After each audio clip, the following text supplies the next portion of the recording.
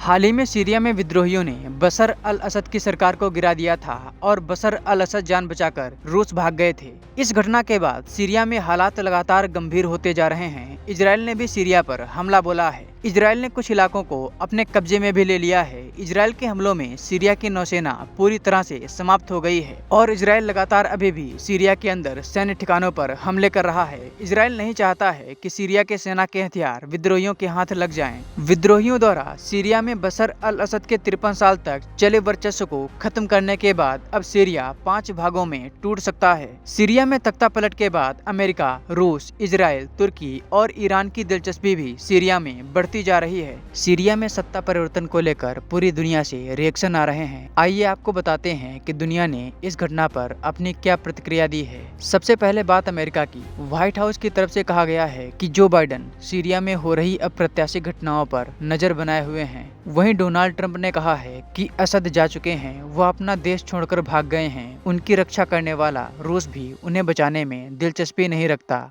Ukraine युद्ध की वजह से सीरिया में उनकी दिलचस्पी खत्म हो गई है। रूस की तरफ से विदेश मंत्री सर्गेई लावरोव ने कहा है कि सीरिया में विद्रोही आतंकवादी हैं। रूस के विदेश मंत्री ने इसके साथ ही कहा कि संयुक्त राष्ट्र सुरक्षा परिषद के प्रस्ताव 2254 का उल्लंघन है। तुर्की से लगे हुए सीरिया के इलाके को कुर्द लोग तोड़कर अपना अलग देश कुर्दिस्तान बनाना चाहते हैं। कुर्दों के वर्चस्व वाली सीरियन डेमोक्रेटिक फोर्सेस यानी एसडीएफ का इस इलाके पर कब्जा है। बता दें कि 10 अक्टूबर 2015 को अमेरिका के समर्थन से इस ग्रुप की स्थापना हुई थी। सीरिया में मौजूदा विद्रोह की अगुवाई करने वाला एचटीएस अल नुसरा फ्रंट का बदला हुआ स्वरूप है। इदरिस, एलेपो और दमिश्क सहित सीरिया के कई बड़े हिस्सों पर, खासकर मध्य सीरिया पर एचटीएस का कब्जा है और ये अपना अलग देश बनाना चाहते हैं। एचटीएस को तुर्की अपना पूरा समर्थन दिए हुए है। तीसरा सीरिया में जो देश बन सकता है वो है उत्तर पश्चिमी सीरिया का इलाका। इस इलाके पर सीरियन नेशनल आर्मी का कब्जा है। तुर्की इसे भी अपना पूरा सपोर्ट देता है। साल 2011 से पहले यह बशर अल असद की सेना का एक हिस्सा था। इसके अलावा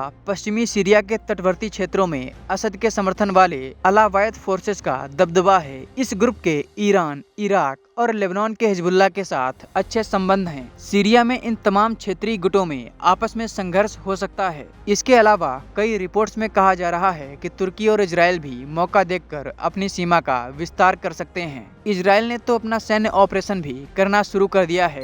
इजराइल ने गोलन हाइट्स के पास 10 किलोमीटर भीतर तक सीरियाई जमीन पर कब्जा कर लिया है।